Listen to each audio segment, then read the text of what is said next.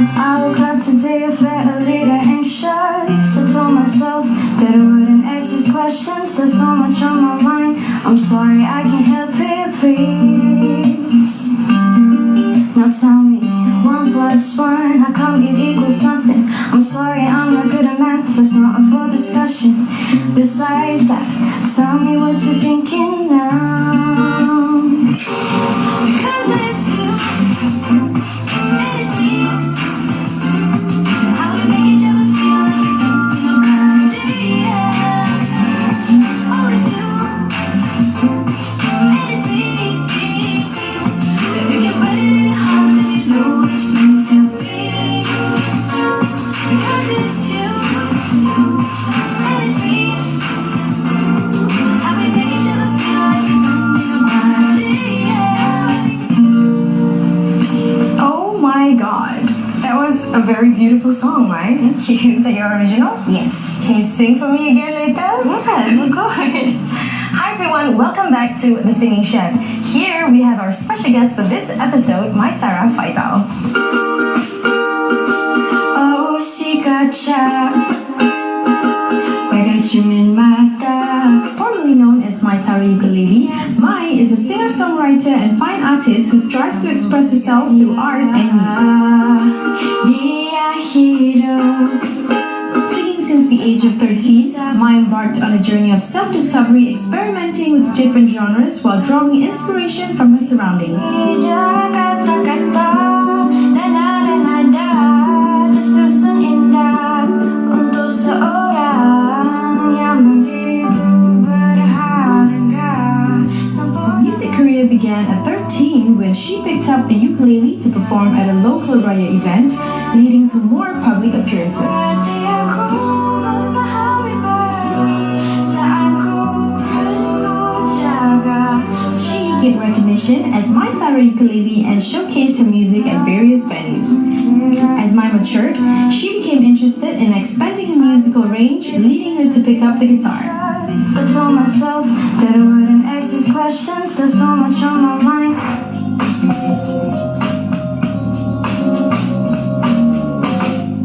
So Mai, tell me, how long have you been singing? I've been singing since I was 13, so right now I'm 22. That's about like 9 years, I would say. Yeah. Yeah. What made you get into that?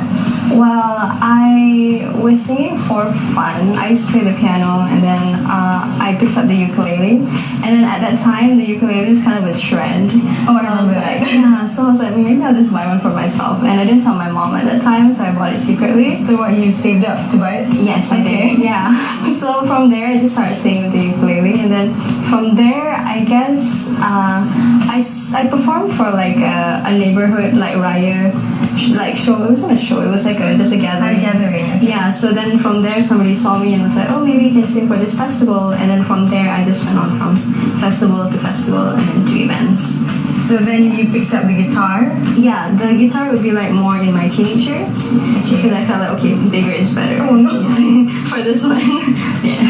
Okay, so you would say that you're more comfortable on the guitar now? Yeah, for now, yeah, because I feel it has more range than the ukulele. Oh yeah, for that's like true. the songs that I chose. Yeah. Okay, so aside from like music, you also do fine art, Yes, I do. right? Tell me more about it. Well, I've been doing art the same time that I started singing. So I've been doing art longer than I started singing. So from there, I started with watercolor, and then I went into college and I studied fine art. And from there, I did a lot of portraits. Then I also went into more of, like, Portraits as in like portraits, humans? and yeah, human. Yeah, because like some people they do like this like animal, like your pets. So it's like a puppy face. Oh. Is that considered portrait? Yeah, I guess animal portrait. Yeah, I guess portrait would just be like the front. Yeah. So you would do like humans. Yeah, human. Okay, sorry, I'm not really exposed to this fine art thing. So yeah. Yeah, so like humans, and then from there I made it like more different, and I went to surrealism.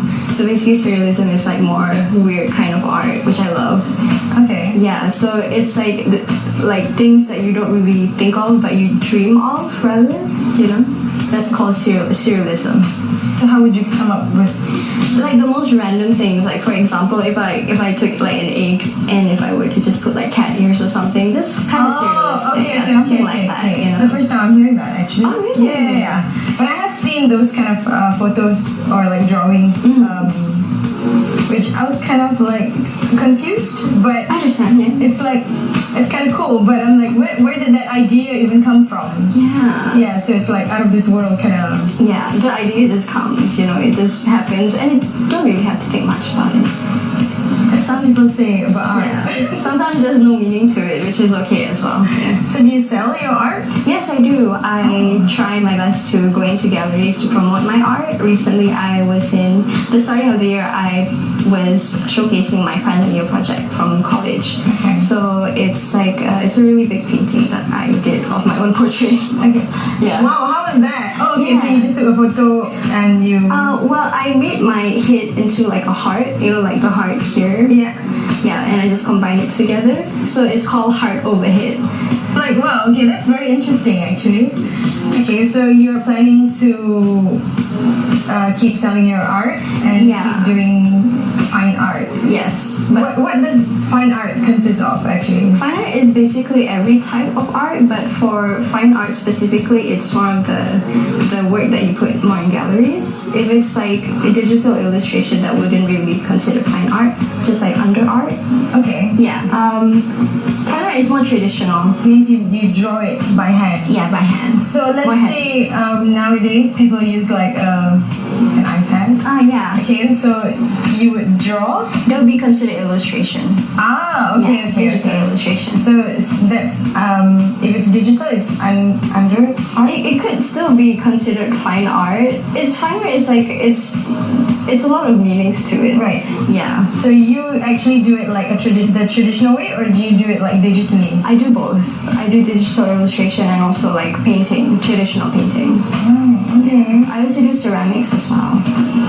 I have always wanted to do that. By the way, really? I was a pottery teacher for a bit, and yeah, so I've always wanted to do pottery. Like, it's really cool. yeah, okay. I find that it's therapeutic to watch, so I have never like tried doing it. It's therapeutic to do it as well. Oh, okay. Yeah. So you teach. What do you teach? I teach, before this I was an art teacher, but then I was also a pottery teacher. So I teach people how to use the wheel throwing machine.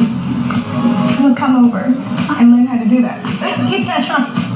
Anyway, you're saying? Yeah, so I teach people like to make mugs, bowls, and like plates, and then from there, because there's like different packages that you can do. Yeah. So you can like paint it afterwards, or you can just just do whatever you want with it. So with all these different types of art that you do, did you like have to learn, or was it like self-taught? For the painting, it was self-taught. Then I went to college. But pottery, it was self-taught. I learned it at my workplace.